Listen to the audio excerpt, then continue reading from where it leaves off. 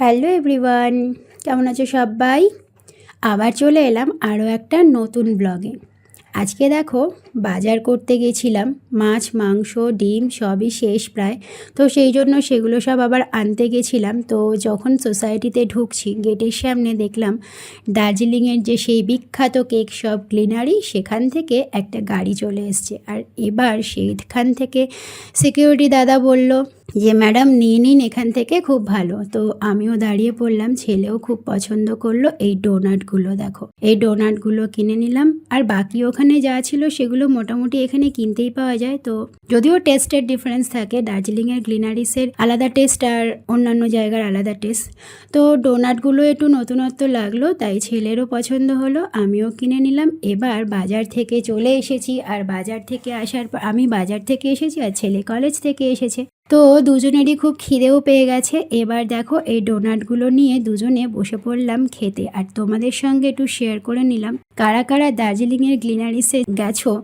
আর দার্জিলিংয়ে যাবো, গ্লিনারিসে যাবো না, গ্লিনারিসের সেই ব্যালকানির সামনেটাতে দাঁড়িয়ে রেলিংটার সামনে দাঁড়িয়ে ছবি তুলবো না, এটা তো হতেই পারে না। এটা হলো সেই গ্লিনারিসেরই খাবার। তো আমরা আজকে এটা নিয়ে নিয়েছি, এখন এটা আমরা খেয়ে নেব, সার্ভ করে নিয়েছি। তো এবার এই ডোনাটগুলো আমরা মা বেটা একটু ঝটপট করে খেয়ে নিই, কারণ খুব খিদে পেয়েছে দুজনেরই। আর তারপরে চলে যাব মাছগুলো ভালো করে ধুয়ে তুলে রাখতে হবে, কারণ দু রকমের মাছ নিয়ে এসেছি আমি। তারপরে আবার তো বরমশাই চলেই আসবে, তখন বরমশাই আবার নিয়ে আসবে। তো দেখো আমি খুব ছোট ছোট ইলিশ মাছ দেখছিলাম, তো পছন্দ হলো ছোট মাছগুলোই, ওই জন্য কিনে নিলাম। বেশ ভালোই ছোট মাছগুলো বললো হবে। তো মাছগুলো কিনে নিয়ে এসেছি, এবার একটু ধুয়ে রেখে দিই। আজকে ইলিশ মাছটা করবো না, ইলিশ মাছটা করবো স্যাটারডেতে, সেই জন্য মাছটা ধুয়ে রেখে দেবো।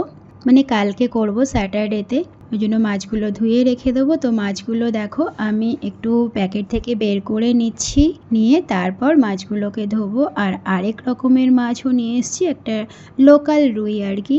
লোকালটাই আমরা বেশি খাই, চালানিগুলো অতটা খাই না, চালানিগুলো বেশি খাওয়াটাও ঠিকও নয়। তো সেই জন্য লোকাল মাছ নিয়ে এসেছি।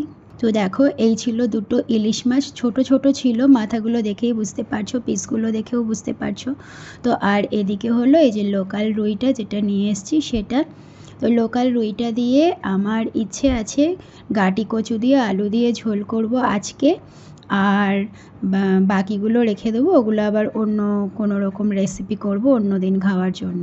আর ডিমও নিয়ে এসেছি। দেখো মাছগুলো ধোয়া হয়ে গেছে, মাছগুলোকে এবার আমি পিসগুলোকে সুন্দর করে বক্সটায় রেখে দিই। এগুলো হলো সেই যে আমরা যে মিষ্টি কিনি, মানে শনপাপড়ি লাড্ডু, সেই বক্সগুলো। তো আমি ওই বক্সগুলো ফেলি না, বক্সগুলোর মধ্যে আমি মাছ রাখি, মাছ রাখতে বেশ সুবিধে হয়। একটা কন্টেনারেও থাকে, একদম এয়ারটাইট কন্টেনারে, আর মাছগুলোও বেশ ভালোই থাকে। আমি ভাগ ভাগ করে মাছগুলো রেখে দিই, কারণ একবারে মাছগুলো রেখে দিলে যখন বের করতে হয় ফ্রিজ থেকে তখন আবার সবগুলো মাছ একসাথে বেরিয়ে যায়। তো সেই জন্য আমি আলাদা আলাদা করে রাখি, যেদিন যেটা দরকার সেটা বের করে সেদিনকেরটাই শুধু, না হলে পুরো মাছটাই বের করে ফেলতে হয়, বরফ কাটে, তারপরে আবার মাছটা ফ্রিজে ঢোকাতে হয়। তো তার থেকে আমি আলাদা আলাদা করেই রেখে দিই এক একটা বক্সে এক একটা। তো এই দেখো এই 4টে মাছ আমি এখন রান্না করব, 4টে পিস। তো কচু দিয়ে আলু দিয়ে, গাটি কচু দিয়ে আলু দিয়ে করব।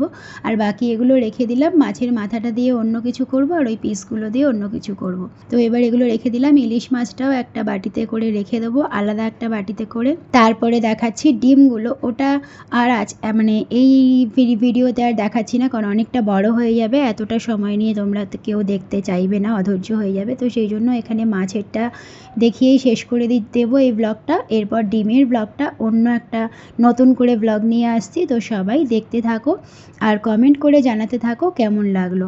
তো দেখো মাছগুলো আমি ইলিশ মাছগুলোকেও সুন্দর করে ধুয়ে পরিষ্কার করে আলাদা করে একটা বাটিতে করে দেখো ঢাকা দিয়ে রেখে দিলাম।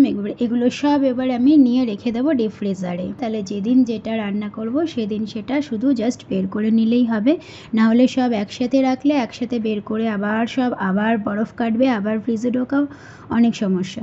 তো আজকের মতো ভিডিওটা এখানেই শেষ করলাম, ফিরে আসবো নতুন একটা ব্লগে। ততক্ষণ সবাই খুব ভালো থেকো, টাটা।